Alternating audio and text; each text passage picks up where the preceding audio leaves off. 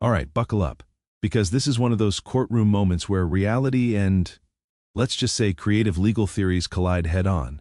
We've got a case involving a defaulted loan on a recreational travel trailer, nearly $36,000 owed, plus fees and interest, and instead of a straightforward payment dispute, things take a sharp turn into territory you don't see every day. The defendant isn't just denying the debt, he's challenging the very foundation of the legal system itself. You're about to hear phrases like living, breathing man, all caps entity, UCC filings, and bills of exchange, all part of a strategy often seen in what's known as sovereign-style arguments. These arguments attempt to separate a person from their legal identity, claiming contracts don't apply in the way courts recognize. Sounds complicated? That's because it is, and courts almost never accept it. Now here's the twist. While the defendant is building a case around technicalities, filings, and alternative interpretations of law, the plaintiff is keeping it simple. You took the loan, you stopped paying, you owe the money. So the big question for you watching is this: can complex legal language override a signed financial agreement? Or is this headed for a reality check from the judge? Stay with me, because this one escalates quickly, and the judge's response is something you don't want to miss. Jurisdiction, not Sea Admiralty. They elaborate on the allegations that the credit union rejected payment that defendants allegedly made by submitting a Form 1099-A, like an IRS form, and a promissory note. But those forms of alleged payment are not legal tender, and the credit union was not obligated to accept them as forms of payment. Defendants also argue that they sent a bond coupon in the form of a promissory note to the credit union as an attempted tender of payment under the contract. However, defendants have not submitted any admissible evidence to support that proposition. And even if they had, that is not a valid form of payment. So the plaintiff asks that the court enter the revised proposed order, granting summary judgment to plaintiff. Mr. Cowgill, I did, just so you're aware, I did read through your response and attachments. So if you have, I'd like to hear what argument you have in response to counsel.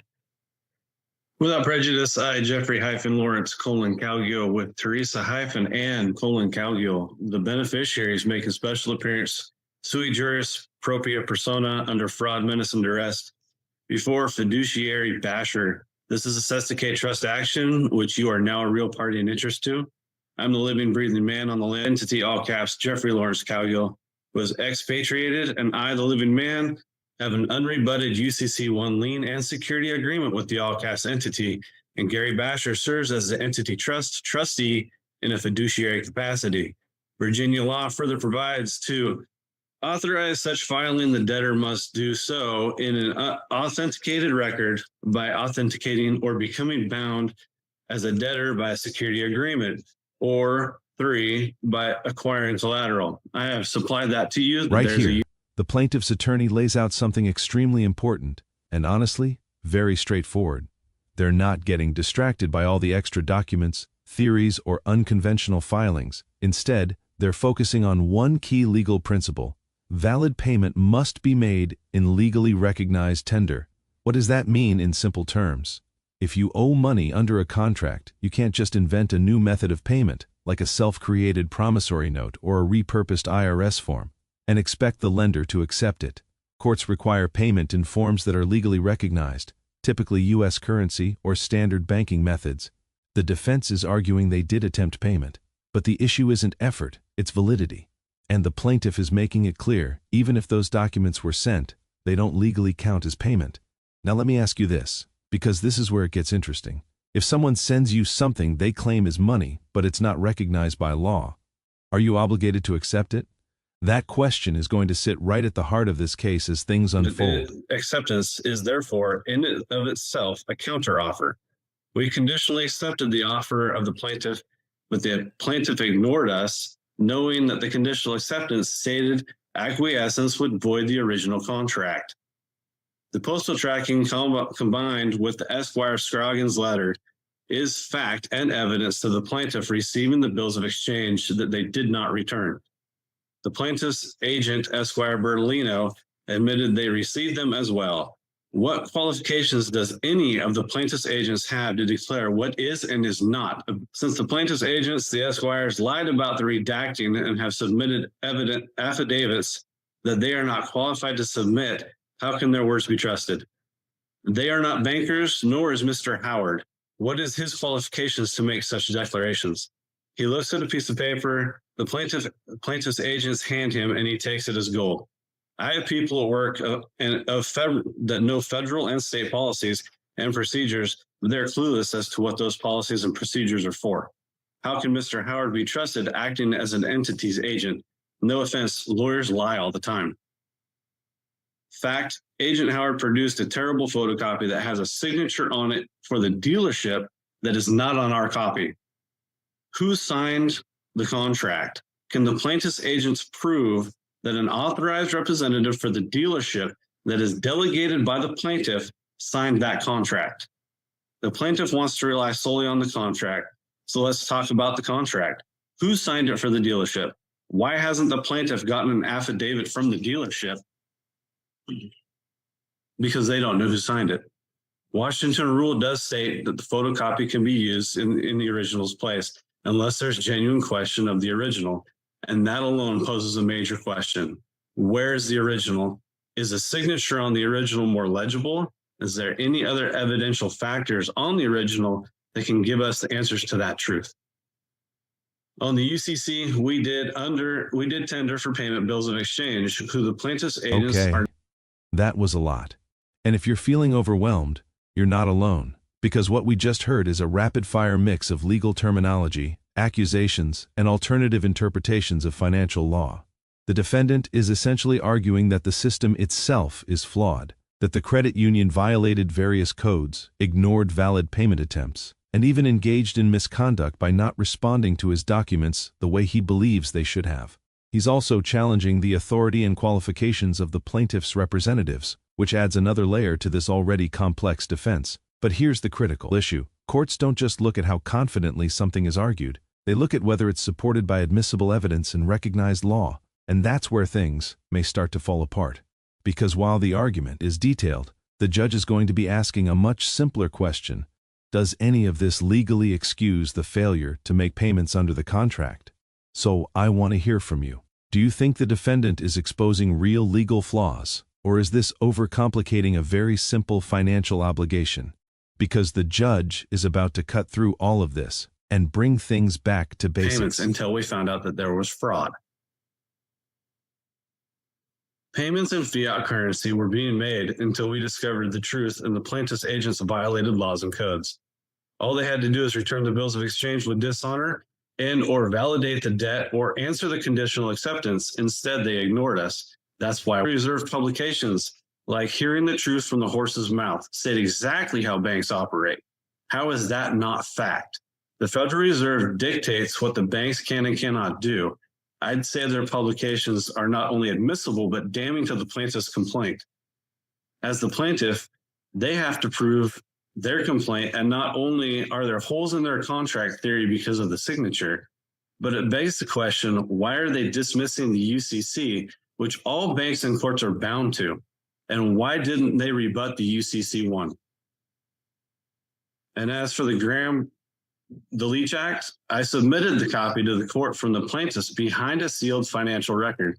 There's no explanation for these agents or their office to be passing around sensitive information that the agents do not need.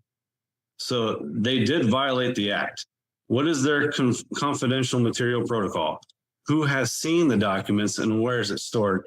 How was it sent to the plaintiff's agents? By mail, fax, email? So how can you tell me it was secured when they didn't take the precaution when they send it to me in regular mail, not certified?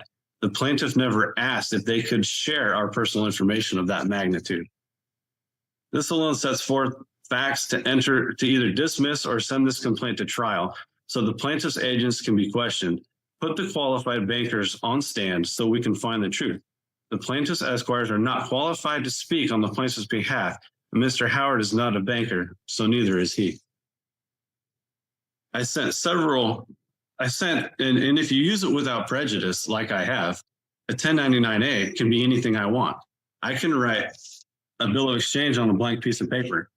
It's what they do with it. They didn't send it back with dishonor. They didn't send it back at all. All they said is, well, now we're going to limit how you can and cannot pay. And so they violated the UCC.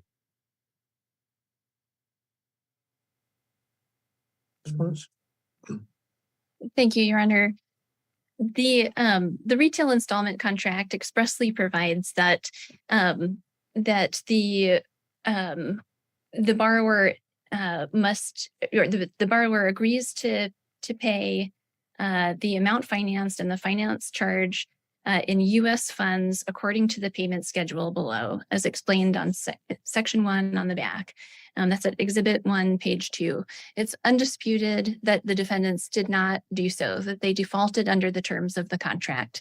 They don't dispute that they received the trailer. They don't dispute that they received this loan.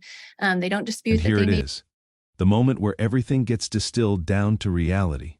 The judge does something incredibly important here. He acknowledges the arguments, even calls them interesting, but then immediately pivots to what actually matters in a courtroom. He strips away all the complexity and asks a simple, grounded question. What are the undisputed facts? And those facts are clear. You bought a trailer, you agreed to make payments, and at some point, those payments stopped. That's it. That's the core of the case. The judge even uses a relatable example, saying these alternative payment methods wouldn't work in a grocery store. That's not just humor, it's a legal reality check. If something isn't recognized as money in everyday transactions, it's not going to hold up in a financial contract dispute. This is a classic courtroom moment where legal theory meets practical law, and practical law wins. So think about it. Should courts entertain unconventional financial theories, or stick strictly to established legal standards when enforcing contracts? Because the answer to that question is shaping the outcome right there is now. no defendants just simply have not created a genuine issue of material fact regarding the credit union's claim for breach of contract or its entitlement to replevin in this case. And that is, Thank you. those are the plain facts.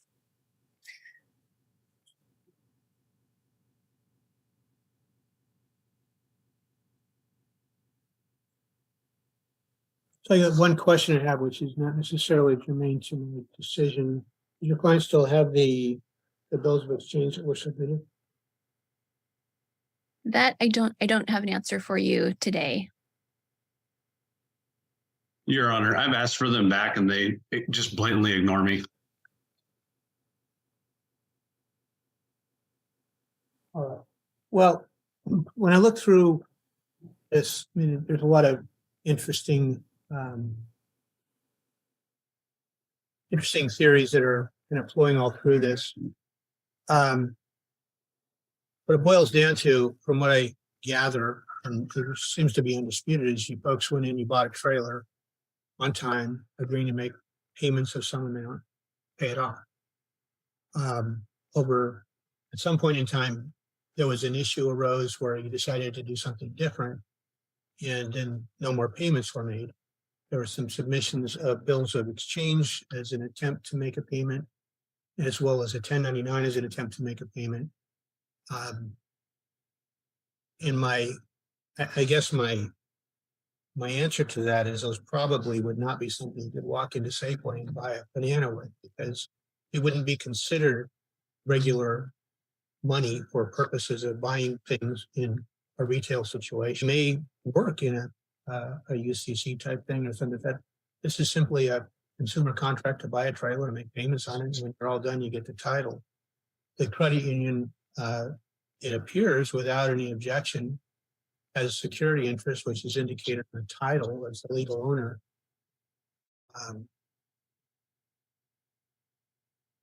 And I've not heard. I mean, there may be some other claims, but that you may have against them. I'm not making an assessment of that, because even if you did, it would not upset the contract to buy the trailer. So, I mean, you buy the trailer, you got to. And make just like that, the court brings this case to a close with a decisive ruling. The judge grants summary judgment in favor of the plaintiff, meaning there's no need for a trial because there are no genuine disputes of material fact. The contract was valid, the loan was real, the payments stopped, and none of the defendant's arguments were legally sufficient to change that outcome. What happens next is just as important. The credit union will repossess the trailer, sell it, and apply whatever they recover toward the outstanding balance. Any remaining amount? That becomes the defendant's responsibility. This case is a powerful reminder that while creative legal arguments might sound compelling, courts operate on established law, evidence, and enforceable agreements, not personal interpretations of financial systems. Now I want to hear from you. Was this a fair ruling, or do you think the defendant had a valid point that deserved more consideration?